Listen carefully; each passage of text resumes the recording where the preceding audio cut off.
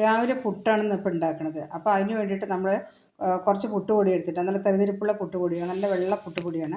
അതിലേക്ക് കുറച്ച് ഉപ്പും കുറച്ച് വെള്ളവും. പുട്ടുപൊടി കട്ട് ചെയ്യാവുന്നതിൻ്റെ നമ്മൾ ഉടങ്ങിയ തരിതരിയെ കാണുന്നുണ്ടില്ലേ അവിടെ ഇവിടെയൊക്കെ. അപ്പോൾ നമ്മൾ കുറച്ചുകൂടെ വെള്ളം തെളിച്ച് കൊടുത്ത് ഒന്നും കൂടെ അത് ഉടച്ചെടുക്കുക, തരിതരിപ്പ് മാറ്റി കൊടുക്കുക. എല്ലാം കൂടെ വേറിട്ട് കിടക്കണം പുട്ടുപൊടിക്ക്. പുട്ടുണ്ടാക്കി നമ്മൾ ചില്ല് അതിലേക്ക് ഇടുന്നുണ്ട്, കൊടുക്കാം. കുറച്ച് നന്നായി അധികം തേങ്ങ ഇട്ട് കൊടുക്കുക. എന്നിട്ട് പുട്ടിൻ്റെ പൊടി അതിലേക്ക് ഇട്ട് കൊടുക്കുക, കുറച്ച് തേങ്ങ അതിലേക്ക് ഇട്ട് കൊടുക്കുക. വീണ്ടും പുട്ടിൻ്റെ പൊടി ഇട്ട് കൊടുക്കുക. അതിലേക്ക് കുറച്ച് വീണ്ടും നമുക്ക് തേങ്ങ ഇട്ട് കൊടുക്കാം, കുറച്ചധികം തേങ്ങ ഇട്ട് കൊടുക്കാം. തേങ്ങ ഇഷ്ടമുള്ളവർക്ക് നമുക്ക് എത്ര അനുസരിച്ചിട്ട് ഇട്ട് കൊടുക്കാം.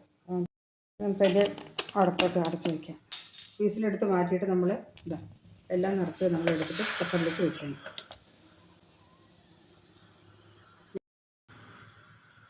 മുളപ്പിച്ച് ചെറുപയർ കുക്കറിലേക്ക് ഇട്ട് കൊടുക്കണം. അപ്പോൾ അധികം നേരമൊന്നും വേവണ്ട, കുറച്ച് തന്നാൽ മതി. കാരണം അല്ലെങ്കിൽ തന്നെ ഈ ചെറുപയർ നന്നായി ഉടഞ്ഞു പോകും.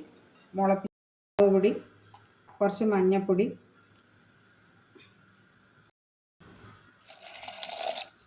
നമുക്ക് അടച്ച് വേവിക്കാൻ വയ്ക്കാം.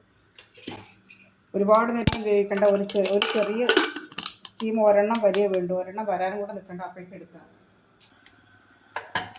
അരപ്പിനായിട്ട് നമുക്ക് കുറച്ച് തേങ്ങ ഇട്ട് കൊടുക്കാം,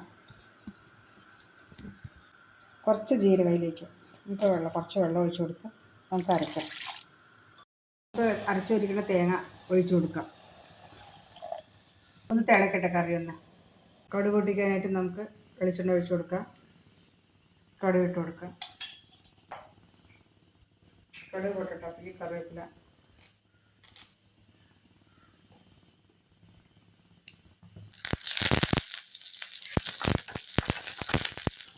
കറിവേപ്പില നല്ല